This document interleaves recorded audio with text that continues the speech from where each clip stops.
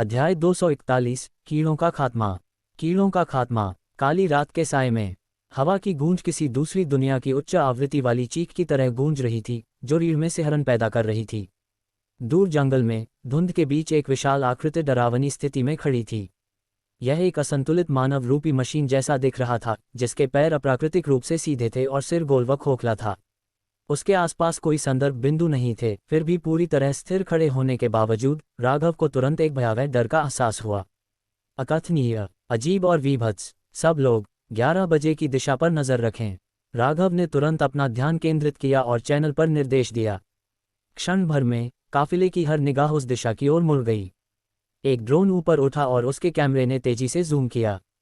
वह भला क्या है? ईगल काफिले के हेमंत ने निगरानी फीड को देखते हुए पूछा। उसका चेहरा डर से काला पड़ गया था। अनिल ने सख्ती से चिल्लाते हुए कहा, सब सावधान रहें, डरावनी सत्ता का पता चला है। तीनों काफिले पल भर में पीले पड़ गए। जैसे ही उनकी नज़र उस पर पड़ी, एक अजीब और बेचैन कर देने वाली भावना ने उन सबको जकड़ लिया। इन्फिनिट ट्रेन के अंदर चालक दल के सदस्यों ने जल्दी से अपने लाइट ब्लॉकिंग कवर हटा दिए और खिड़कियों से उस डरावनी आकृति की ओर झांकने लगे। हवा में एक भारी सन्नाटा छा गया। तनाव बढ़ता ही जा रहा था। तभी उस विशाल आकृति का गोल सिर थोड़ा हिला और फिर उसके भीतर से एक लाल चमक फूटने लगी। पूरा सिर एक विशाल खोखली गुहा जैसा था। वह लाल रोशनी एक सर्चलाइट की तरह धुंध को चीरती हुई बाहर निकली, जिसने रात के गिरते तापमान के कारण घनी हुई धुंध को रोशन कर दिया। वह भयावह लाल चमक घूम रही थी और धड़क रही थी, जो एक भयानक दृश्य उत्पन्न कर रही थी। फिर वह लाल चमकता हुआ सिर हिलने लगा। वह आगे की ओर झुका, चाबुक जैसे हाथ फैलाए और जंगल में छिपे एक घर की छत उखाड़ दी। वह लाल रोशनी अंदर तलाशी लेने लगी। धीरे धीरे वह मुड़ा और उसकी चमकती लाल सर्चलाइट ट्रेन और काफिले पर जाकर टिक गई। वो ओनंगगग टिल्ड टिल्ड टिल्ड। उस जीव से एक गहरी गूंजती हुई दहाड़ निकली, जैसे किसी विशाल जहाज के हॉर्न का धमाका हो। एक ध्वनि तरंग बाहर की ओर फैल गई। जैसे ही वह आवाज उन तक पहुंची, सबके चेहरे बुरी तरह बदल गए। सहज रूप से सबने अपने कान बंद कर लिए। एक रोंगटे खड़े कर देने वाली डरावनी उपस्थिति हवा में तैरने लगी, जो उनकी हड्डियों में समा रही थी और उनकी आत्मा को झकझोर रही थी। ज़ज़ज़ज़। इन्फिनिट ट्रेन के भीतर अचानक एक अजीब कंपन गूंज उठा। राघव की आंखें इधर उधर दौड़ने लगीं।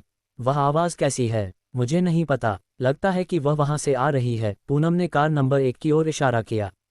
उसका चेहरा असहजता से बिगड़ गया था। वह आवाज उसे शारीरिक रूप से बीमार महसूस करा रही थी। राघव की भरिकुटी तन गई। वह कार नंबर 1 की ओर दौड़ा और उसे स्रोत मिल गया। ईरी क्यूब डरावना घन हिंसक रूप से कांप रहा था। आखिर यह क्या हो रहा है?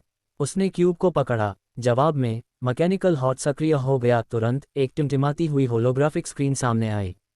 बीप। गैर यांत्रिक ऊर्जा का उपयोग करके परावर्तक स्कैन किया जा रहा है। पता चला, विशाल भय ऊर्जा शॉकवेव। राघव का चेहरा तुरंत बदल गया। भय ऊर्जा शॉकवेव। उसने वॉकी टॉकी पकड़ा। Click click. लेकिन ध्वनि तरंगों के झटकों के कारण सभी सिग्नल विफल हो गए थे। लानत है। वह कॉकपिट में घुसा, बाहरी लाउडस्पीकर खींचा और चिल्लाया, सब लोग अपने वाहनों में वापस जाओ। ये चीज डार्क इन्वेजन की भय ऊर्जा को कई गुना बढ़ा रही है।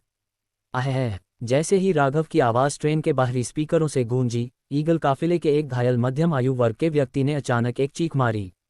उसकी पट्टियां लाल हो गईं, उसके सीने का घाव फट गया और उसकी आंखों के आसपास की नसें काली पड़ गईं। उसकी पुतलियों को कालापन निगल रहा था। आसपास के जीवित बचे लोग डर के मारे पीछे हट गए। उदय, उदय, हमारे साथ रहो। आर्रग। अहह। उदय अनियंत्रित होकर चिल्लाया। जैसे ही उसकी आंखें पूरी तरह काली हो गईं, वह घुटनों के बल गिर पड़ा। उसका मुंह खुला रह गया और अगले ही पल उसके गले और आंखों के कोटरों से अनगिनत रेंगते हुए कीड़ों जैसे तंतु बाहर निकलने लगे। उसका शरीर हिंसक रूप से ऐंठने लगा। उसकी मांसपेशियां विभत्स तरीके से मुड़ गईं और उसका चेहरा पहचान में न आने लायक विकृत हो गया। अहह, मुझे मार डालो। उदय पीड़ा में कराह उठा। कृपया मेरी पत्नी और बेटे का ख्याल रखना। यह उत्परिवर्तित म्यूटेट हो रहा है। जीवित बचे लोगों ने पहले भी म्यूटेशन देखे थे, लेकिन इतनी तेज कभी नहीं, इतनी अचानक कभी नहीं। इसे खत्म करो, इसे इस तड़प से आज़ाद करो। एक टीम के साथी का चेहरा पीड़ा से भर गया। उसने अपने दांत भींचे और ट्रिगर दबा दिया। भाड़ में जाए। आर्रग। ठान्य, ठान्य, ठान्य। गोलियों की बौछार गूंज उठी। उदय का सिर तुरंत फट गया, लेकिन वह अंत नहीं था। उसकी खून से सनी लाश से अचानक तंतु फूट पड़े। मांस हिलने लगा, जिसमें से अजीब काला तरल धड़क रहा था। उसके साथियों ने अपनी बंदूकें खाली कर दी, उसके ऊपरी शरीर को तब तक छलनी किया जब तक कि उसने हिलना बंद नहीं कर दिया। आह, बचाओ! लेकिन इससे पहले कि वे समझ पाते कि क्या हुआ, काफिले में और भी म्यूटेशन होने लगे। संक्रमण एक टूटे हुए बांध की तरह फैल गया। वाहनों में वापस जाओ। राघव की चेतावनी सुनकर ब्रिजेश ने सबसे पहले प्रतिक्रिया दी। वह काफिले की ओर चिल्लाया, हटो, वाहनों में वापस जाओ, अभी। अनिल ने भी वाहन के पीए सिस्टम को संभाला। सभी इकाइयां वाहनों में शरण लें। भगदड़ मच गई। युद्ध शुरू होने से पहले ही गोलियां चलने लगी, लेकिन वे अपने ही लोगों पर गोलियां चला रहे थे। इन्फिनिट ट्रेन मुकाबले के लिए तैयार। कार नंबर 2 के अंदर G3 इलेक्ट्रोमैग्नेटिक रेलगन अपनी जगह पर आ गई। कार नंबर 12 के अंदर 1130 CIWS सक्रिय हो गया। राघव की नज़र बर्फीली ठंडी हो गई। यह क्या हो रहा है? कीड़ों का काला ज्वार जो काफिले पर टूटने ही वाला था, अचानक हवा में जम गया। हर एक पंख वाले जीव ने फड़फड़ाना बंद कर दिया। उनके शरीर ऐसे स्थिर हो गए जैसे वे किसी अदृश्य दीवार से टकरा गए हों। लिली ने धीरे से अपना हाथ उठाया। हवा कांप उठी। अध्याय 242 मूल दुनिया। लिली, पूनम ने पुकारा। सबकी निगाहों के सामने लिली धीरे धीरे हवा में ऊपर उठी। उसके चेहरे से हमेशा रहने वाली चुलबुली मुस्कान गायब थी। उसकी जगह एक अटल कठोरता और पैनी एकाग्रता ने ले ली थी। उसने अपने दोनों हाथ उठाए। उसकी नज़रें आसमान में कीड़ों के काले तूफान पर जम गईं। उसकी आंखों में मारने का जुनून दहक रहा था।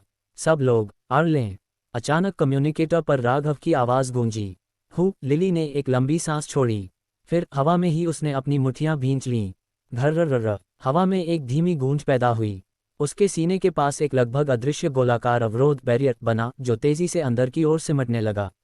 फिर धमाका। उसके केंद्र से एक चमकदार सफ़ेद शॉकवेव बाहर की ओर फटी जो हर दिशा में फैल गई। एक विनाशकारी प्रभाव एक अजयबल युद्ध क्षेत्र से होकर गुजरा जो हजारों मीटर के दायरे में फैल गया।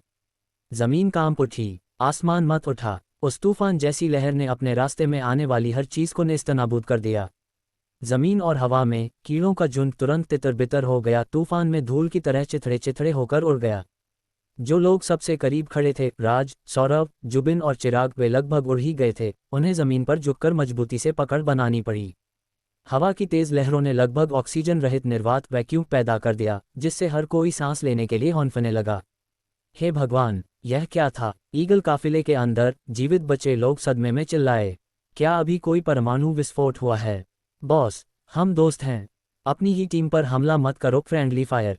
रुको। शॉकवेव और आंधी जैसी हवाएं कई सेकंड तक चलती रहीं। यहां तक कि हवा में मौजूद घनी धुंध भी पूरी तरह से छट गई। एक पल के लिए सबको ऐसा लगा जैसे उनका दम घुट रहा हो। विस्फोट के बाद सबसे करीब मौजूद पूनम और नीतू ट्रेन की छत के कोनों को मजबूती से पकड़े हुए थी ताकि उड़ न जाएं। जैसे ही शॉकवेव शांत हुई, उन्होंने धीरे से अपने सिर उठाए। लिली हवा से नीचे उतरी। उसकी चमकती आंखें धीमी पड़ गईं और उसने एक लंबी सांस छोड़ी। वह पूनम और नीतू की ओर मुड़ी और एक गर्व भरी मुस्कान बिखेरी। मिस पूनम, मेरी यह नई चाल कैसी थी? पूनम ने 2 बार गहरी सांस ली। उसके पीले पड़े चेहरे पर धीरे धीरे रंग वापस आने लगा। नीतू ने पूछा, लिली, क्या ये हमला दोस्तों और दुश्मनों के बीच फर्क भी करता है? लिली ने गर्व से अपना सीना फुलाया और अपना बचाव करते हुए कहा, बिल्कुल करता है। मैंने इसे बहुत सावधानी से नियंत्रित किया था, वरना तुम दोनों अब तक उड़ चुकी होती। नीतू की आंखें फैल गईं। उसे एहसास हुआ, लिली सही कह रही थी। वे इतने करीब खड़े थे, अगर विस्फोट ने फर्क न किया होता तो वे अभी यहाँ नहीं होते। पूनम का चेहरा थोड़ा गंभीर हो गया। राघव ने उसे पहले बताया था, जब से हेल्स ब्लैक क्राइसेंथेमम नर्क का काला गुलदाउदी रात में चमकने लगा था, तब से हर किसी की शक्तियां और विकास एवोल्यूशन सूक्ष्म रूप से बदलने लगे थे। अब लिली की इस जबरदस्त शक्ति को देखकर यह स्पष्ट था, वह पहले से कहीं अधिक शक्तिशाली हो गई थी। वाह! फायर गॉड मेका के अंदर रजिता अपनी स्क्रीन पर चमकते आपातकालीन अलर्ट को देख रही थी। वह कम्युनिकेटर में बोले बिना नहीं रह सकी। लिली जी, अगली बार कम से कम मुझे चेतावनी तो दे देना, मुझे तो हार्ट अटैक ही आ जाता। विस्मय और अचरज। चेजिंग सन काफिले की ओर हर जीवित बचा व्यक्ति ट्रेन को देख रहा था। उनके चेहरे विस्मय और अविश्वास से भरे थे। प्रोजेश फायर गॉड मेका पर कूद गया और नीचे खड़े लोगों को गर्व से देखते हुए मुस्कुराया। लगता है मुझे भी कुछ बड़े हमले विकसित करने की जरूरत है। रजिता सपाट लहजे में, हाँ जरूर। तुम तो आग के प्रति प्रतिरोधी फायरप्रूफ हो। हम बाकी लोग, हम तुरंत जल उठेंगे, इसलिए अपने हमले हमसे दूर ही रखना। बहुत बहुत धन्यवाद। रनिंग फार काफिले की तरफ दीपिका ने अपने गर्भवती पेट को पकड़ रखा था और पूरी तरह से अविश्वास में ट्रेन को देख रही थी। वह धीरे से फुसफुसाई, जैसे अपने अजन्मे बच्चे को दिलासा दे रही हो, डरो मत, मम्मी अभी जिंदा है। ईगल काफिले का वास्तविकता से सामना। ईगल काफिले के सदस्य पूरी तरह हक्के बक्के थे। अनिल ने गहरी सांस ली और हैरानी में अपना सिर हिलाया। गजब है, कोई आश्चर्य नहीं कि सौरभ इस काफिले के साथ जुड़ने के लिए इतना उतावला था। ये तो ऐसा है जैसे छापामार लड़ाकों का सामना किसी विशिष्ट सैन्य इकाई एलीट यूनिट से हो गया हो। सौरभ जोर जोर से हौंफ रहा था, लेकिन उसका दिल उत्साह से धड़क रहा था। उसे उस जानकारी के लिए ब्लड क्रिस्टल खर्च करने का कोई मलाल नहीं था जिसने उसे यहाँ पहुँचाया। इन्फिनिट ट्रेन का इंतजार करना उनका सबसे अच्छा फैसला था। अगली लहर, राहत केवल कुछ सेकंड ही रही। कीड़ों के झुंड की आवाज़ फिर से आने लगी। रीलोड करो, घेराबंदी मजबूत करो, इन्फिनिट ट्रेन की ओर पीछे हटो। राघव ट्रेन के इंजन के ऊपर खड़ा था, उसका रेडियो रिपोर्टों से गूंज रहा था। अनिल, बच्चे, हमारे पास 2.5 लहरों के लिए पर्याप्त गोलाबारी है। हमें एक समन्वित रक्षा की जरूरत होगी। दीपिका, ये कीड़े रुक ही नहीं रहे हैं। योजना क्या है? रमन, राघव गे, मुझे लगता है कि ये कीड़े उस लाल रोशनी वाले राक्षस से जुड़े हैं। अगर हम अपनी सबसे मजबूत शक्तियों को उस पर केंद्रित करें तो हमारे पास मौका हो सकता है। राघव की नज़रें सख्त हो गईं। उसने रेलगन का रडार चेक किया, लेकिन लाल रोशनी वाला राक्षस गायब हो चुका था। रेया, डार्क मार्क का स्तर कम नहीं हुआ है। यह अभी भी हम सबको घेरे हुए है। राघव का आदेश, लक्ष्य गायब हो गया है, लेकिन वह अभी भी यहीं है। सतर्क रहें। वह लिली और प्रोजेश की ओर मुड़ा। तुम दोनों, उस लाल रोशनी वाले कमीने को ढूंढो और उसे खत्म करो। फूश। जैसे ही गोलाबारी शुरू हुई, लाल चमक दिखते ही राघव की ब्लैक राइफल ने आग उगल दी। प्रोजेश ने लपटें छोड़ी, जबकि लिली ने अपनी मानसिक शक्ति साइकोकाइनेसिस का उपयोग करके उन लपटों को पकड़ लिया और उन्हें एक तेज गति वाले रॉकेट में बदल दिया। वह अग्नि रॉकेट सीधे उस जीव की खोखली खोपड़ी में जा घुसा। सीधा निशाना, लिली चिल्लाए, लेकिन कीड़ों का ज्वार अभी भी कम नहीं हो रहा था। युद्ध के मैदान में अरमान और लिली चांदी के सितारों की तरह चमक रहे थे। उनकी बिजली वाली तलवारें झुंड को चीर रही थीं। ऋषि ने एक विनाशकारी मुक्का मारा, जिससे एक ऐसी शॉकवेव पैदा हुई जिसने जमीन को फाड़ दिया। इंजीनियरिंग वाहनों के सबसे आगे तैनात होकर वह काफिले की रक्षा की आखिरी पंक्ति के रूप में खड़ा था। इस बीच अनिल ने एक और मैगजीन खाली कर दी। उसका चेहरा गंभीर था। रक्षा पंक्ति को पीछे खींचो, आर पार जाने के लिए तैयार रहो। मशीन गन की गर्मी से दीपिका के हाथ अब पूरी तरह काले पड़ चुके थे। उसके होंठ पीले थे, लेकिन उसने गोली चलाना जारी रखा और झुंड में आते कीड़ों को पागलों की तरह रोकती रही ताकि उसका पति जुबिन सामने लड़ सके। जुबिन ने एक काले कवच वाले बीटल का सिर कुचल दिया, लेकिन कई अन्य जीव उस पर झपट पड़े। लाल लालटेन वाले सिर का पतन। राघव की आवाज़ कम्युनिकेशंस पर गूंजी। किकी, फायर ब्रदर को पकड़ो, पीछे हटो। उसे अपनी ब्लैक राइफल से अभी अभी एक संकेत मिला था। अगर यह रोशनी है तो इसे मोड़ा जा सकता है। Gravitational lens. युद्ध के मैदान में एक खामोश गूंज उठी। वह लाल रोशनी मुड़ गई। विशाल रेड लैंटर्न हेड जमीन पर गिर पड़ा। बिना किसी देरी के लिली और प्रोजेश आगे बढ़े। इसे मार डालो। अरमान, लिली जाओ। ऋषि, रमन ने इन्फिनिट ट्रेन की छत से छलांग लगा दी। अपनी आंखों को ढकते हुए मैदान में झुलसा देने वाली सफ़ेद रोशनी की एक किरण चमक उठी। जुबिन, दीपिका ने अपने गन बुर्ज को घुमाया और निशाना साधा। धूम धूम धूम। उस विशालकाय आकृति पर हर दिशा से बमबारी की गई। तोपखाने, गोलाबारी और प्रोजेश की लपटों ने उस राक्षस का कचरा कर दिया। परिणाम, कीड़ों की फौज गायब हो चुकी थी। लिली उस जगह की ओर उड़ी जहां धमाका हुआ था और बचे हुए धुएं को उड़ा दिया। कैंप में खुशी की लहर दौड़ गई। हम जीत गए। राघव और इन्फिनिट काफिला कमाल के हैं। लिली राघव की ओर लपकी। राघव, तुम्हारे पास ऐसी चाल कब से आ गई? लेकिन राघव सुन नहीं रहा था। उसने मैकेनिकल मैन्युफैक्चरिंग का उपयोग करके एक धूप घड़ी, सनडायल और एक लाइट बल्ब बनाया। वह नीचे झुका और परछाई के कोण को मापने लगा। वह ठिठक गया। उसके चेहरे के भाव शांत हो गए। जैसा मैंने सोचा था, उसने जो देखा था वह कोई अलग समय नहीं था, वह असली दुनिया थी। अध्याय 243, दूसरा ब्लड डिजास्टर प्लांट, रक्त आपदा पौधा। 24 अगस्त 2069 दिन का समय, पश्चिमी प्रशांत क्षेत्र में कहीं, फीनिक्स स्काई सिटी। 24 अगस्त 2069 शनिवार, 15 घंटे 29 minute 15 second CCST। System log 15 घंटे 40 minute 55 second CCST। Sky city सुरक्षा समिति के एक प्रस्ताव के बाद टोही ड्रोन ZL-02 और ZL-03, साथ ही नाइटवाल्कर एस्कॉर्ट यूनिट 4 फ्लाइट टीम 7 को जांच के लिए भेजा गया। 16 घंटे 3 मिनट 12 सेकंड CCST तो ही ड्रोनों ने सूचना दी कि बायोलॉजिकल एंटिटी नंबर 04 ने अपना रास्ता बदल लिया है। स्काई सिटी सुरक्षा समिति ने इसके नए गंतव्य की पुष्टि की। एशिया प्रशांत महाद्वीप, cloud river planes, Adampur Indwara के बाहर, काली रात के आसमान के नीचे शिविर में कई फ्लडलाइट्स लगाई गई थीं। काफिले में अफरा तफरी का माहौल था, हर जगह एक भीषण युद्ध के अवशेष दिखाई दे रहे थे, शहीद साथी, कीड़ों की क्षत विक्षत लाशें और खून से सने वाहन। इन्फिनिट ट्रेन के चारों ओर कीड़ों के शवों के पहाड़ लगे थे। प्रत्येक काफिले ने बचे हुए खतरों का पता लगाने के लिए गश्ती और सफाई टीमों को भेजा था। इस बीच अन्य लोग घायलों के इलाज और वाहनों की मरम्मत में व्यस्त थे। शिविर के बीचों बीच 4 अलग अलग काफिलों के मुख्य सदस्य एक अलाव के पास जमा हुए। राघव, हम तुम्हारे कर्जदार हैं, सौरभ ने, जिसके चेहरे पर मौत के करीब से गुजरने की थकान साफ दिख रही थी, राघव की टीम की ओर मुड़कर ईमानदारी से अपना आभार व्यक्त किया। अंकल राकेश, क्या हमें? अनिल ने उसे रोकने के लिए हाथ उठाया, ये संकेत देते हुए कि वह समझ गया है। फिर वह अपने आदमियों की ओर मुड़ा और आदेश दिया, ऋषि, हमारा नंबर 5 सप्लाई ट्रक यहाँ लाओ। जरूरत नहीं है, राघव ने तुरंत मना कर दिया। यह एक संयुक्त अभियान था। संसाधन जीवित रहने की संपत्ति हैं और आपके काफिले में सैकड़ों लोग हैं, आपको इनकी मुझसे ज्यादा जरूरत है। राघव, तुम्हारी टीम ने सबसे ज्यादा मेहनत की है, रमन, जुबिन और दीपिका ने जोर देते हुए कहा। अगर तुम लोग न होते तो मैं और मेरी पत्नी अब तक मर चुके होते, जुबिन ने कहा, जो अभी भी सूखे खून से लथपथ था। राघव ने उनकी बात अनसुनी कर दी।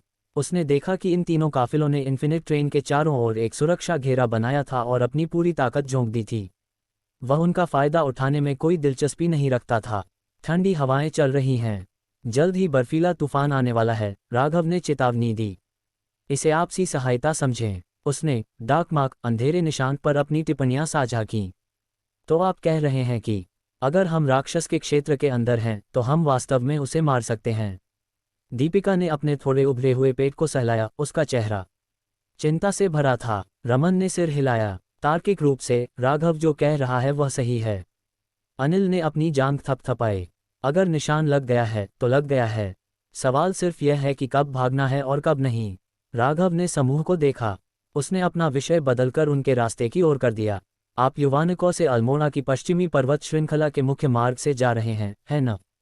ठंडी हवाएं जल्द ही आप तक पहुंचेंगी। मेरा सुझाव है कि आप जल्द से जल्द निकल जाएं। रमन सहमत हुआ, हम भोर से 2 घंटे पहले निकलने की योजना बना रहे हैं।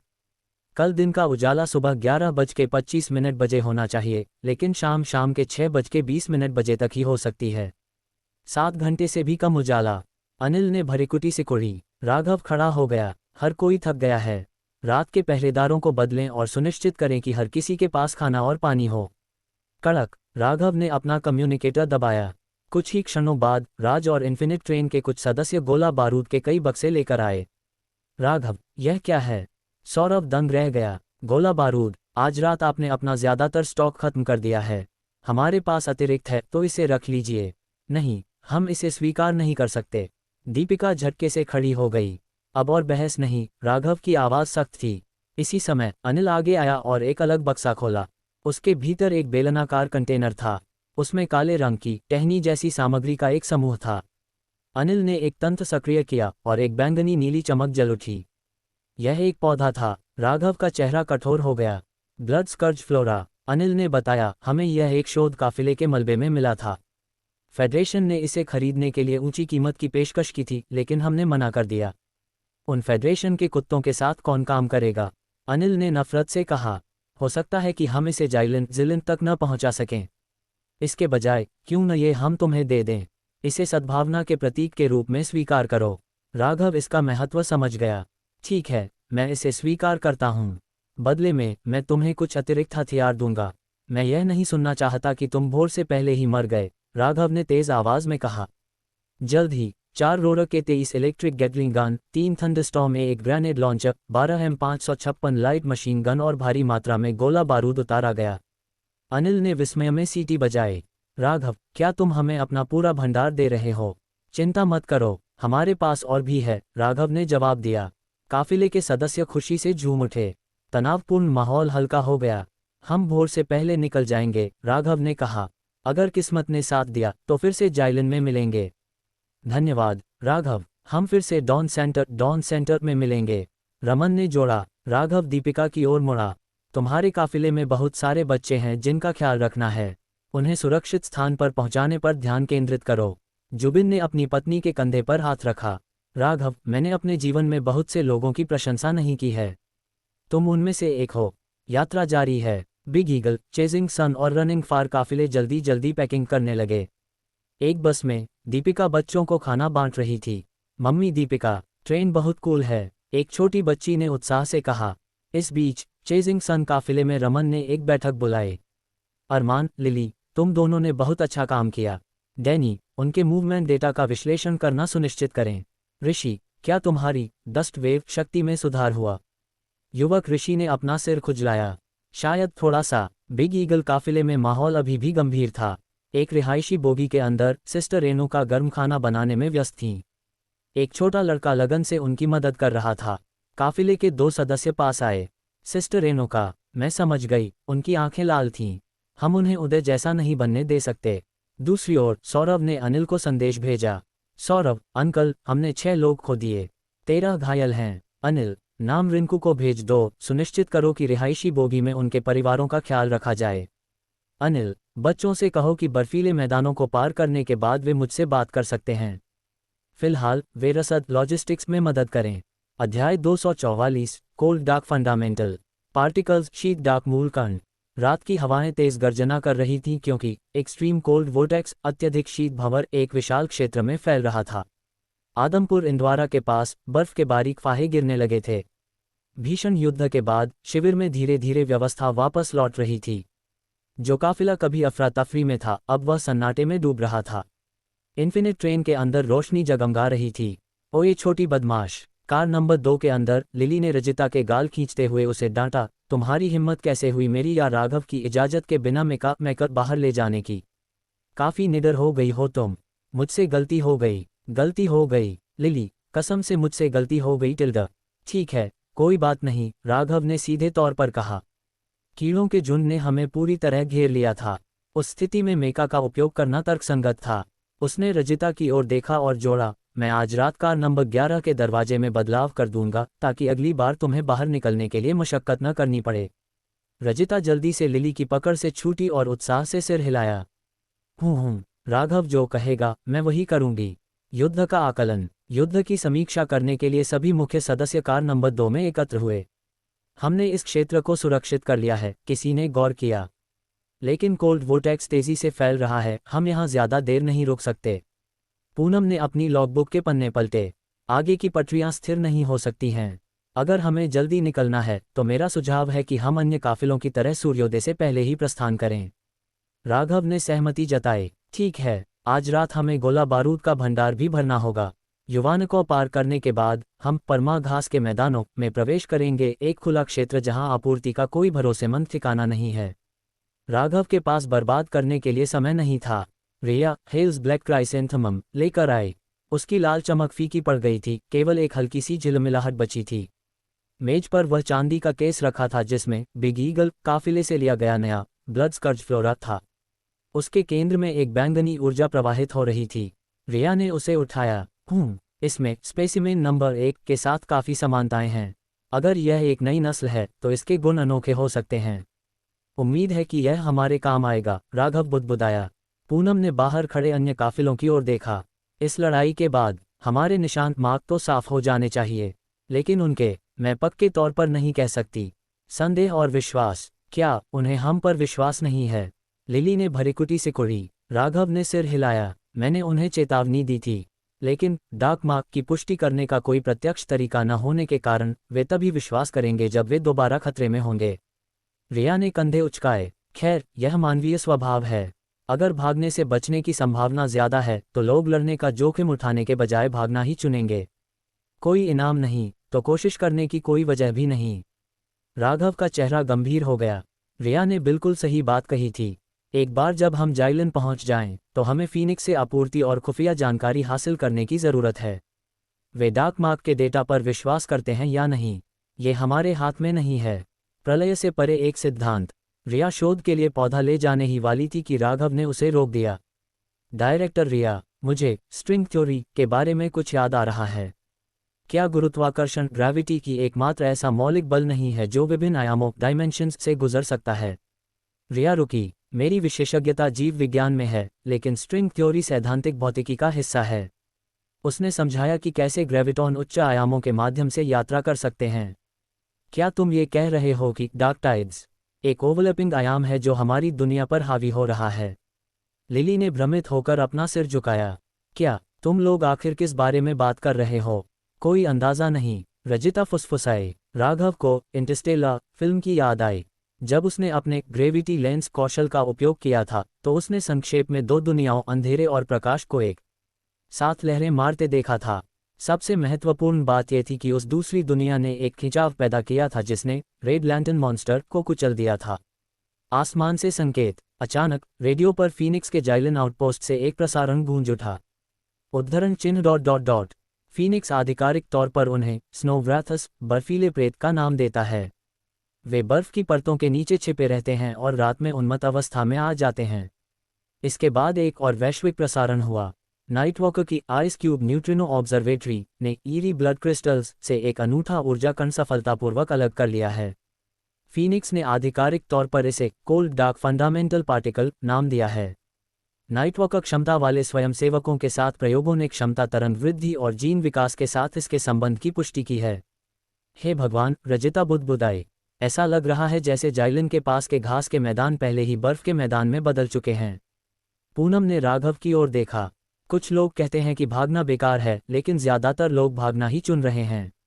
सुमी ने भरीकुटी से कुड़ी। राघव, ये स्नोव्रैथस ऐसे लग रहे हैं जैसे ये डार्क मार्क को सक्रिय कर सकते हैं। राघव ने सिर हिलाया, लेकिन रिया कोल्ड डार्क फंडामेंटल पार्टिकल को लेकर उत्साहित थी। उसे वह शोध डेटा चाहिए था। लिली यह सुनकर हंस पड़ी कि फीनिक्स साइलेंट इंडस्ट्रियल सिटी के साथ काम कर रहा है।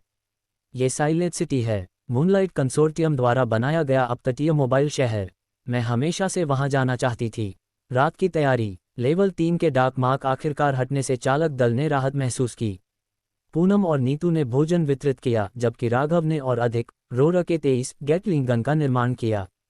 बाहर रजिता और राज ने गैस मास्क पहने और कीड़ों की सड़ती लाशों से ब्लड क्रिस्टल इकट्ठा करने लगे। छी, कितनी बदबू है, रजिता बड़बड़ाए। राज ने एक कवच को चीरा और उसमें से खून जैसा लाल क्रिस्टल बाहर गिरा। आहा, एक मिल गया, रजिता खुशी से चिल्लाए। चिकित्सा चमत्कार। पूनम, नीतू और अप्पू ने अन्य काफिलों के साथ संसाधनों का व्यापार किया। जब उन्हें बिग ईगल और रनिंग फार काफिलों में गंभीर रूप से घायल सदस्यों की सूचना मिली तो राघव ने उन्हें मेडिकल पॉड्स में लाने का आदेश दिया। बचे हुए लोग सदमे में देखते रह गए जब उन्नत तकनीक ने उनके मरते हुए साथियों को ठीक कर दिया। एक माँ ने अपने बच्चे को गले लगा लिया और कृतज्ञता में रो पड़ी। उम्मीद की लौ फिर से जल उठी। कार नंबर 12 के अंदर राघव ने अपने अपग्रेड की जांच की। विंड कैनन मैकेनिकल ऑगमेंटेशन 6 घंटे शेष। टीआरपी जेन 4 विशेष औद्योगिक सक्रिय एक्सोस्केलेटन 3 दिन शेष। भोर से पहले उसकी विंड कैनन तैयार हो जाएगी। उसने अपने ग्रेविटी लेंस के बारे में सोचा, अगर यह अंतरिक्ष को मोड़कर एक राक्षस को मार सकता है तो क्या वह इसे एक वास्तविक आक्रामक हथियार में बदल सकता है। अध्याय 245 मैकेनिकल एनर्जी कैनन को अपग्रेड करना। इस एसएस राघव लगातार गोला बारूद का निर्माण कर रहा था जिससे काफिले की मारक क्षमता और आपूर्ति की भरपाई हो सके। इस बार हेल्स ब्लैक क्राइसेंथेमम ने निश्चित रूप से महत्वपूर्ण मात्रा में काला धुआं सोखा होगा। इससे मैकेनिकल सोर्स पॉइंट्स में काफ़ी वृद्धि होनी चाहिए और टीम के बाकी सदस्यों को भी अनदेखे तरीकों से लाभ होगा। राघव ने टीम को कभी यह नहीं बताया था कि वह काला गुलदाउदी विकास एवोल्यूशन को कैसे बढ़ावा देता है, लेकिन हर कोई चुपचाप बदल रहा था। सबसे अधिक ध्यान देने योग्य प्रभाव उनके समग्र स्टैमिना पर था। हर युद्ध और आराम के बाद इन्फिनिट ट्रेन काफिले के सदस्यों को काफ़ी बेहतर महसूस होता था। रिया द्वारा संकलित सदस्य अवलोकन रिकॉर्ड के अनुसार सुमी, पूनम, चिराग, नीतू और रजिता जैसे मुख्य सदस्यों की बुनियादी ताकत में वृद्धि देखी गई थी। इस बीच किकी, प्रोजेश और राज जैसे क्षमता एबिलिटी उपयोगकर्ताओं में प्रत्यक्ष शारीरिक बदलावों की कमी थी, लेकिन हालिया युद्ध ने साबित कर दिया था कि उनका क्षमता नियंत्रण और प्रस्फोट शक्ति बर्स्ट स्ट्रेंथ लगातार बढ़ रही थी। बर्फ का पानी जहरीला है। जब राघव गोलियां बना रहा था तो अचानक ये बात उसके दिमाग में आई और उसका चेहरा गंभीर हो गया। उसने ट्रेन की छत की ओर देखा। हालांकि उसने इसे कई तरह से मजबूत किया था, लेकिन उसने पानी के रिसाव और एयरटाइट सीलिंग हवा बंद करने पर ध्यान नहीं दिया था। जब वह ट्रेन की योजना बना रहा था तो उसने जहरीली गैस और ऑक्सीजन की कमी जैसे खतरों पर विचार किया था। उसका समाधान ट्रेन के वाटर ऑक्सीजन सर्कुलेशन सिस्टम पर निर्भर रहना था। लेकिन रास्ते में उसका पूरा ध्यान हथियारों और कवच को अपग्रेड करने पर था, जिससे यह मुद्दा प्राथमिकता की सूची में नीचे चला गया था। अब जहरीली बर्फ के खतरे को देखते हुए उसके पास इसे गंभीरता से लेने के अलावा कोई विकल्प नहीं था। काम करते और सोचते हुए उसने ध्यान नहीं दिया कि कोई चुपचाप डिब्बे में दाखिल हुआ है। कैप्टन राघव, एक कोमल, थोड़ी हिचकिचाती हुई महिला आवाज ने सन्नाटा तोड़ा। राघव ने ऊपर देखा तो वहां अप्पू खड़ी थी, जो रिहायशी बोगी में रहती थी। उसने अभी अभी स्नान किया था। उसके गीले बालों से अभी भी पानी की बूंदें टपक रही थीं और वह एक बड़े तौलिए में लिपटी हुई थी। उसके नीचे उसने पतले कपड़े पहने थे, साफ तौर पर सोने के कपड़े। राघव ने उसके घबराए हुए चेहरे को देखा और पूछा, तुम्हें कुछ चाहिए? ओह नहीं, ओम, हाँ। राघव की नज़रों के नीचे अप्पू घबरा गई, उसकी आंखें बेचैनी से इधर उधर दौड़ने लगीं। मैंने बस देखा कि आप इतनी देर तक व्यस्त हैं, इसलिए मैं पूछना चाहती थी कि क्या आप कुछ गर्म सूप लेना चाहेंगे? गर्म सूप? राघव ने थोड़ा सिर झुकाया। नहीं नहीं, मेरा वह मतलब नहीं था। जैसे ही उसने पूछा, अप्पू घबरा गई और सफाई देने के लिए हाथ हिलाने लगी। यह मेरे डिब्बाबंद फलों के व्यक्तिगत स्टॉक से है, मैंने काफिले के संसाधनों से अतिरिक्त कुछ नहीं लिया।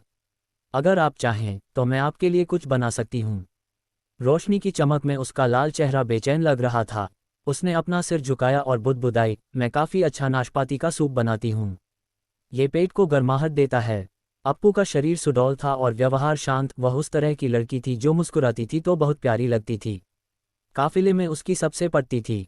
हालांकि वह युद्ध में बहुत योगदान नहीं देती थी, लेकिन वह युवा, बुद्धिमान, शिक्षित और एक बेहतरीन रसोइया थी।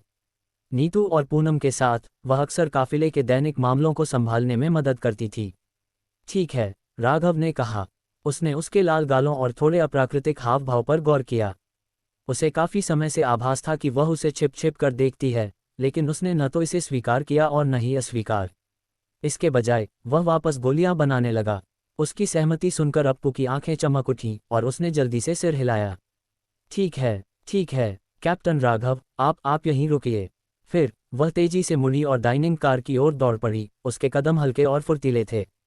थोड़ी देर बाद वह वापस आई, सावधानी से एक खाने के डिब्बे में मीठा डिब्बाबंद नाशपाती का सूप लेकर। राघव ने उसे लिया, एक घूंट पिया और प्रशंसा किए बिना नहीं रह सका, ये वास्तव में बहुत अच्छा है। क्या तुमने इसमें कुछ अतिरिक्त डाला है? उसकी तारीफ सुनकर अप्पू रोमांचित हो गई। वह एक कदम करीब आए और सूप में तैरते कुछ तिनकों की ओर इशारा किया। ये सूखे वेनिला बीज और सूखी लेमन वर्बेना है। वह थोड़ा आगे झुकी। राघव की आंखों के सामने उसका शरीर थोड़ा झूला। यह महसूस करते हुए कि वह बहुत करीब है, वह जल्दी से पीछे हट गई। आपूर्ति इकट्ठा करते समय मुझे ये मिले थे और मैं इन्हें ट्रेन में ले आई थी। और टिल्डर, अच्छी खोज है। राघव ने सांस छोड़ी। वह जानता था कि रिहायशी बोगी में रहने वाले हर व्यक्ति की अपनी व्यक्तिगत आदतें थीं। प्राथमिक संसाधनों के अलावा प्रत्येक व्यक्ति के सुरक्षित केबिन में विभिन्न व्यक्तिगत वस्तुएं थीं। प्रलय में भी लोग एक सामान्य जीवन के अवशेषों से चिपके हुए थे। विनाश की कगार पर खड़ी दुनिया में भी लोग अभी भी गर्माहट के लिए तरसते थे। उसने बड़े घूंटों में आधा सूप पिया, फिर ऊपर देखा तो अप्पू अभी भी वहीं खड़ी थी। ठंड बढ़ रही है, तुम्हें सो जाना चाहिए। काम खत्म होने के बाद मैं इसे डाइनिंग कार में रख दूंगा। अप्पू की आंखों में निराशा की एक झलक चमकी, लेकिन उसने सिर हिला दिया। ठीक है, फिर कैप्टन राघव, आप भी आराम करें। रात के 3 बजे बाहर बर्फीला तूफान गरज रहा था। काफिले के शिविर को बर्फ की एक पतली परत ने पहले ही ढक लिया था। इन्फिनिट ट्रेन और काफिले के अन्य वाहनों की लाइटें अभी भी जल रही थीं। रात के पहरेदार सतर्कता बनाए हुए थे। जब से दुनिया का पतन हुआ था, जीवित बचे लोगों के काफिलों ने रात की शिफ्ट लेने की आदत डाल ली थी। अंधेरे में कोई भी गहरी नींद सोने का जोखिम नहीं उठा सकता था। कार 12 में राघव ने गोला बारूद का निर्माण पूरा किया। उसने समय देखा और थोड़ा आराम करने की योजना बनाई। तभी मैकेनिकल हॉट का होलोग्राफिक इंटरफेस अचानक जल उठा। गैर यांत्रिक ऊर्जा परिवर्तित, जोड़ 1000 मैकेनिकल सोर्स पॉइंट्स। राघव की आंखें चमक उठीं। ईरी क्यूब ने निश्चित रूप से हेल्स ब्लैक क्राइसेंथमम की ऊर्जा को पूरी तरह से परिवर्तित कर दिया था। वह गलियारे में निकला, हवा में तैरती फ्लोरोसेंट ऊर्जा की हल्की चमक को देखते हुए। उसे अपना स्टेमिना और ध्यान तेजी से वापस आता महसूस हुआ। अजीब बात थी कि घंटों तक गोलियां बनाने के बावजूद वह पहले से अधिक ऊर्जावान महसूस कर रहा था। जब वह रिहायशी बोगी की ओर जा रहा था तो वह सोने के कमरों से होकर गुजरा। अधिकांश सदस्य गहरी नींद में थे। सुमी एक बेंच पर बैठी थी, हाथ में राइफल लिए बाहर के अंधेरे परिदृश्य को देख रही थी। उसे देखते ही वह तुरंत खड़ी हो गई।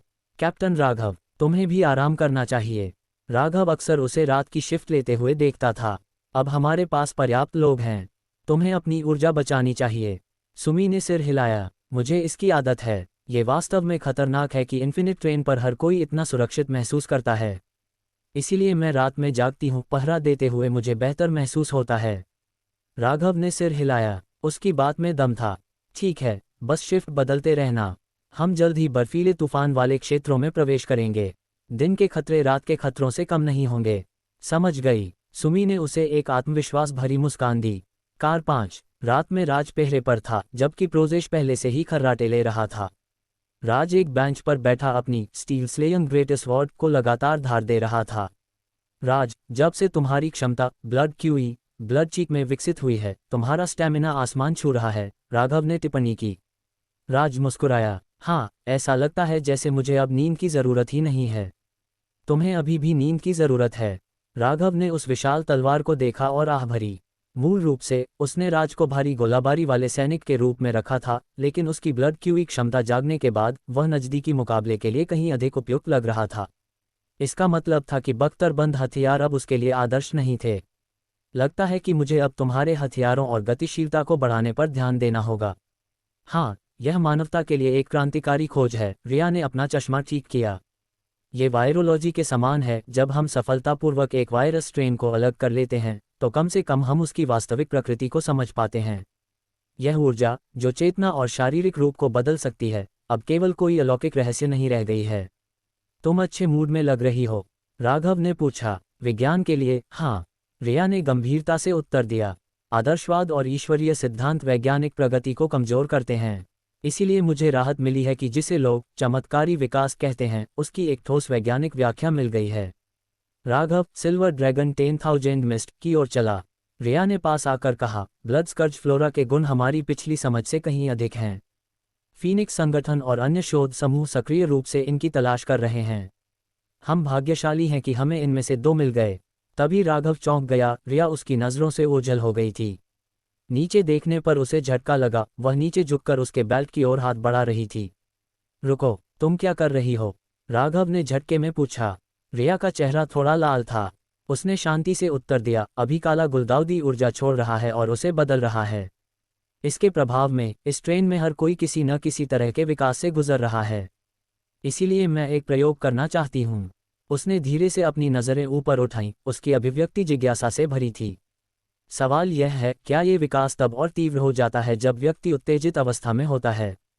राघव दंग रह गया। क्या तुम सच में यह विज्ञान के लिए कर रही हो? रिया ने धीमी आवाज में कहा। अगर सटीक रूप से कहूं तो मैं चाहती हूं कि तुम मुझ पर प्रयोग करो। कार 3 की लाइटें धीमी हो गईं। रिया ने एक ऐसा एहसास महसूस किया जो उसने पहले कभी नहीं किया था। पहली बार उसने अपनी ठंडी तर्कशीलता को त्याग दिया। जब वह सोकर उठा तो उसे मैकेनिकल हॉट से एक होलोग्राफिक नोटिफिकेशन चमकता हुआ दिखाई दिया। बधाई हो, मैकेनिकल ऑगमेंटेशन सफल। विंड कैनन को मेक एनर्जी कैनन में अपग्रेड किया गया।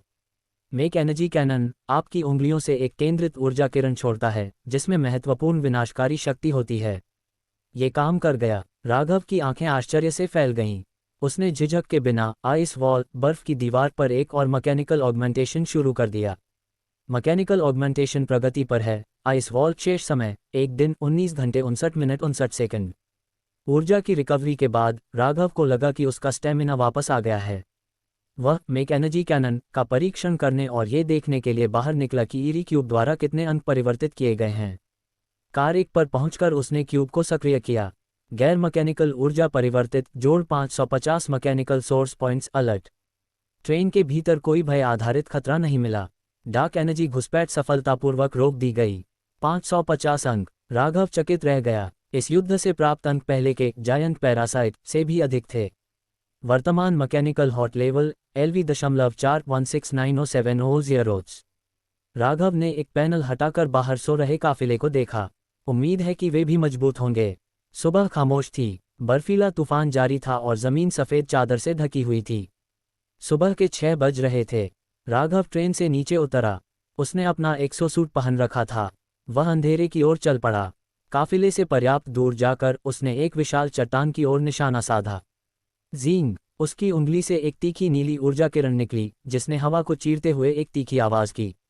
स्प्लेट, किरण ने चट्टान के आर पार छेद कर दिया। कोई गूंज भी नहीं हुई। राघव ने पास जाकर देखा, चट्टान के बीच में एक उंगली जितना चौड़ा काला छेद था। उसने उसे छूने की कोशिश की तो हाथ तुरंत पीछे खींच लिया। वह छेद खौलता हुआ गर्म था। कम से कम 80 सेंटीमीटर मोटी चट्टान को इसने पल भर में भेद दिया था। गजब है, राघव ने अपने हाथ को देखा। इसकी मारक क्षमता पुरानी विंड कैनन से कहीं अधिक थी।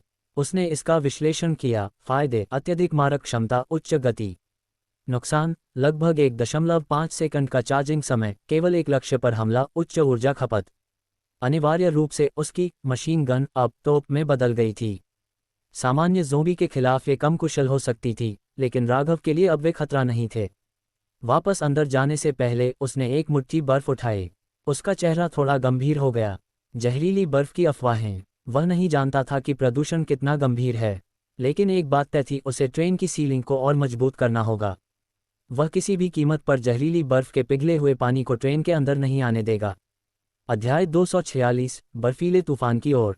राघव की योजना सरल थी। ट्रेन के रखरखाव और मरम्मत के बाद यदि समय बचा तो वह अपने लिए एक TRP जेन 4 विशेष औद्योगिक सक्रिय एक्सोस्केलेटन पावर सूट बनाना चाहता था। उसका पहला विचार इसे सुमी या पूनम के लिए बनाने का था। दोनों ही आनुवंशिक विकास जेनेटिक एवोल्यूशन वाली क्षमता उपयोग करता थी, जिन्हें बेहतर गतिशीलता की आवश्यकता थी, और इस सूट से उनकी युद्ध प्रभावशीलता काफ़ी बढ़ जाती। पहले राघव ने चेजिंग सन काफिले के अमीन और ओलिव द्वारा उपयोग किए जाने वाले सैन्य पावर आर्मर को स्कैन करने के बारे में सोचा था, लेकिन विशिष्टताओं की तुलना करने के बाद उसे एहसास हुआ कि उनका आर्मर मुख्य रूप से हथियार विस्तार प्रणालियों में बेहतर था। इसके विपरीत, वह जिस औद्योगिक संस्करण को विकसित कर रहा था, वह सुरक्षा और मजबूती में कहीं बेहतर था। चूंकि वह हथियारों का विस्तार खुद कर सकता था, इसलिए उसने अंततः उस विचार को त्याग दिया। इसके अलावा उसका अनुसंधान एवं विकास R&D केंद्र पहले से ही इस एक्सोस्केलेटन के अपग्रेड पर काम कर रहा था। उसे पूरा भरोसा था कि परिणाम उसे निराश नहीं करेंगे। जैसे ही राघव शिविर में लौटने वाला था, उसे अचानक कुछ महसूस हुआ, एक डरावना एहसास, जैसे अंधेरे में कोई उसे देख रहा हो। उसकी सावधानी की प्रवृत्ति तुरंत सक्रिय हो गई। वह मुड़ा और उसकी टॉर्च की रोशनी अंधेरे को चीरने लगी, लेकिन वहां कुछ नहीं था। कोलिजन वॉल्यूम डिटेक्शन सिस्टम सक्रिय करें। रडार स्कैनिंग शुरू करें। बिना किसी देरी के राघव ने अपने पावर सूट की प्रारंभिक चेतावनी प्रणाली चालू कर दी। प्रणाली ने तेजी से अंधेरे को स्कैन करना शुरू किया, लेकिन कई राउंड के बाद भी कुछ नहीं मिला। राघव ने अपनी सांसें रोक लीं, उसका शरीर तनाव में था। उसने कुछ कदम आगे बढ़ाए, लेकिन पीछा किए जाने का वह परेशान करने वाला एहसास बना रहा। वह एक बार फिर मुड़ा, अभी भी कुछ नहीं। तभी उसकी नज़र ऊपर गई। आसमान एकदम काला था, कुछ बिखरे हुए सितारे धुंधले से टिमटिमा रहे थे। राघव की नज़र ऊपर की काली छतरी पर जम गई। बिना तारों वाली रात और आसमान में धुंधली रोशनी, यह एक विशाल आंख की तरह दिख रहा था। राघव की भरिकुटी तन गई। उसने अपना सिर हिलाया और इसे मतिभ्रम मानकर खारिज कर दिया। दोबारा देखने पर उसे लगा कि ऊपर आसमान में एक एक्सट्रीम कोल्ड वोर्टेक्स आ रहा था, जो संभवतः एक अरोरा फैंटम को सक्रिय कर रहा था, बर्फ के आवेशित कणों के कारण होने वाली एक वायुमंडलीय घटना। आसमान में घूमती रोशनी ने एक विशाल गोलाकार निहारिका नेबुला का आकार ले लिया था, जिससे उसे लगा कि कोई उसे देख रहा है। हाँ, मुझे अब रात भर जागना बंद कर देना चाहिए। उसने एक गहरी सांस छोड़ी और उस डरावनी भावना को झटक कर इन्फिनिट ट्रेन की ओर वापस चल पड़ा। ठंड का भंवर करीब आ रहा था और तापमान तेजी से गिर रहा था। बाहर के गरजते बर्फीले तूफान से ट्रेन के डिब्बों की गर्माहट में कदम रखते ही राघव को एक अलग दुनिया का एहसास हुआ। सुरक्षा और आराम प्रलय के समय में ये दुर्लभ विलासिता थी। अन्य काफिलों में भी वाहनों में हीटिंग सिस्टम लगे थे। रसद टीमें जाग चुकी थीं और अपनी सुबह की दिनचर्या शुरू कर रही थीं। पता नहीं अनिल को वह ऑल टेरन पोलर व्हीकल कहाँ से मिला। वह उस वाहन के ट्रैक को ध्यान से देख रहा था। यदि वह इन्फिनिट ट्रेन में ऐसा कुछ लगाना चाहता, तो इसका मतलब पूरी ट्रेन को फिर से बनाना होता। किसी भी काफिले में मैकेनिक और इंजीनियर अनमोल संपत्ति थे। राघव को ट्रेन के अंदर एक सुरक्षित और रहने योग्य स्थान बनाना पसंद था। बाहर के अंधेरे और भयानक बंजर इलाके के विपरीत इन्फिनिट ट्रेन की सुनहरी रोशनी उसे संतुष्टि का एहसास कराती थी। हुनमम कार नंबर 1 में बैठते ही राघव ने मैकेनिकल हॉट को सक्रिय किया और पास के डिब्बों में नुकसान की जांच की। डिसेंबली सेंटर के संसाधनों का उपयोग करके उसने तुरंत मरम्मत शुरू कर दी। लानत है, इतना नुकसान। मैकेनिकल हॉर्ट के स्कैन से पता चला कि संरचनात्मक क्षति उसकी उम्मीद से कहीं अधिक थी। भोपाल सिटी अपग्रेड के बाद से ट्रेन ने कई भीषण लड़ाइयां लड़ी थीं। उसका ध्यान हथियारों पर था, लेकिन ट्रेन के ढांचे को काफ़ी चोट पहुंची थी।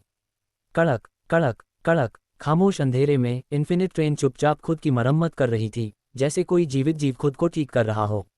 यदि अन्य काफिले राघव की इस क्षमता को देख लेते तो वे वास्तविकता पर ही सवाल उठाने लगते। भोर का समय, जैसे जैसे समय बीता, तीनों काफिलों के लोग जाग गए। इन्फिनिट ट्रेन पर पूनम भी उठ चुकी थी और आंतरिक व्यवस्था संभाल रही थी। सुबह 9 बजे तक भी आसमान पूरी तरह काला था। काफिलों के इंजन गरजने लगे और वॉकी टॉकी पर आवाजें आने लगीं। भाई राघव, समय हो गया है, हम निकल रहे हैं। अनिल। राघव, सब कुछ के लिए धन्यवाद। हेमंत। राघव भाई, हम पहले निकल रहे हैं। शुभकामनाएं। ब्रिजेश। राघव, सुरक्षित यात्रा। दीपिका। राघव ने वॉकी टॉकी उठाया। सतर्क रहना, आप लोग इतने मजबूत हैं कि जाइलन पहुंच सकें। भोर के समय डॉन मिलते हैं। जैसे ही स्टील के काफिले शुरू हुए, सैकड़ों हेडलाइट्स ने अंधेरे को चीर दिया। वह थंडरिंग काफिला उत्तर की ओर ओझल हो गया। अब हमारी बारी है। राघव कॉकपिट में दाखिल हुआ। पूनम और किकी पहले से ही रास्ते का विश्लेषण कर रहे थे। रोम, जेमिनी 11R और वेल 03E के जुड़वां इंजन गरज उठे। इन्फिनिट ट्रेन तूफान को चीरते हुए आगे बढ़ी। देखे जाने का वह डरावना एहसास कभी खत्म नहीं हुआ। राघव सो नहीं सका, उसके मन में अजीब और बेचैन करने वाली भावनाएं उमड़ रही थीं। वह उठ बैठा और खिड़की से पर्दा हटाया। बाहर की दुनिया अब दिन के उजाले में नहाई थी। परमा घास का मैदान अब सफ़ेद बर्फ की एक अंतहीन दुनिया बन चुका था। तुम जाग गए, पूनम ने कॉकपिट से कहा। उसका ध्यान नेविगेशन रडार पर था। पटरियां अब दिखाई नहीं दे रही हैं। रडार भी ज्यादा कुछ नहीं पकड़ पा रहा है। मैंने गति थोड़ी कम कर दी है। हजारों टन वजनी यह स्टील का दानव बर्फ को चीरते हुए आगे बढ़ रहा था।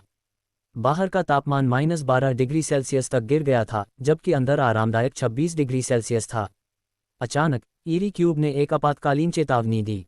अलर्ट, ट्रेन के भीतर डार्क फ्री एनर्जी का पता चला है। राघव का चेहरा सख्त हो गया। उसने तुरंत आदेश दिया, सभी डिब्बों की जांच करें। पता चला कि कार 2, 3 और 11 के जंक्शनों से पिघली हुई बर्फ अंदर रिस रही थी। राघव को डर था कि इस बर्फ में डार्क इन्वेजन की शक्ति हो सकती है। उसने किकी को रोबोट से सफाई करने का आदेश दिया और खुद पावर आर्मर पहनकर छत पर चला गया। छत पर बर्फीली हवाओं के बीच राघव ने जंक्शनों को सील करना शुरू किया। तभी उसकी नज़र पटरियों के दोनों ओर बर्फ के नीचे कुछ हलचल पर पड़ी।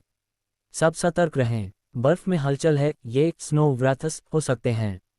स्नो व्रैथस का हमला। जैसे ही राघव अंदर आया, सुमी और अन्य लोग हथियारों के साथ तैयार थे। राघव, कोई हमारा पीछा कर रहा है, सुमी ने बताया। कार 3 के अंदर रिया ने देखा कि हेल्स ब्लैक क्राइसेंथेमम एक खतरनाक लाल रोशनी के साथ चमकने लगा है। डार्क मार्क फैल रहा है। ये लेवल 1 पर पहुंच गया है, रिया ने गंभीर स्वर में कहा। सभी इकाइयां बर्फ के नीचे हिलने वाली चीजों पर गोली चलाएं। रटाटाटाटा, धूम धूम, इन्फिनिट ट्रेन गोलियों की गूंज से दहल उठी। बर्फ के नीचे से सफेद लकड़बग्घे जैसे जीव बाहर निकले। ये ही स्नो व्रैथस थे। वे पागलपन में ट्रेन पर कूदने लगे। प्रोजेश ने छत पर अपनी फ्लेम थ्रोवर आग फेंकने वाली मशीन सक्रिय की। Fire fire fire, divine inferno wild fire, fire fire fire. सैकड़ों जीव अब बाहर निकल आए थे। रिया ने चेतावनी दी, राघव, हमारे पास इन सब को मारने के लिए पर्याप्त गोलियां नहीं हैं। राघव ने अपनी मुट्ठियां भींचीं। तो फिर हम गोली चलाना बंद करते हैं, हम इन्हें रात में मारेंगे। रणनीति में बदलाव। राघव ने अपनी मुख्य टीम को इकट्ठा किया। ये जीव केवल सूर्यास्त का इंतजार कर रहे हैं, हम इन्हें खुद को पूरी तरह मार्क करने देंगे। राज की आंखें सिकुड़ गईं। तुम्हारा मतलब है उन्हें चारा बनाना? राघव ने रिया से पूछा। अगर डार्क मार्क लेवल 3 पर पहुंच जाता है तो क्या होगा? रिया ने बताया, वे हम पर एक साथ हमला करेंगे। राघव मुस्कुराया, यही हम चाहते हैं। अगर हम उन्हें एक ही बड़े हमले के लिए मजबूर करें तो हम उन्हें एक ही बार में खत्म कर सकते हैं। समूह में सन्नाटा छा गया। फिर राज हंसा, समझ गया, हम भागेंगे नहीं, उन्हें अपने पास बुलाएंगे। राघव ने कम्युनिकेटर चालू किया, सभी इकाइयां गोली चलाना बंद करें, उन्हें हमें मार्क करने दें। फायरिंग रुक गई। बाहर स्नो व्रैथस वापस बर्फ में छिप गए, इंतजार करने के लिए। उन्हें लगा कि वे शिकार कर रहे हैं, पर उन्हें नहीं पता था कि शिकार ने जाल बिछा दिया है। रात होने वाली थी। इन्फिनिट ट्रेन तूफान को चीरते हुए आगे बढ़ रही थी। असली शिकार शुरू होने का समय आ गया था।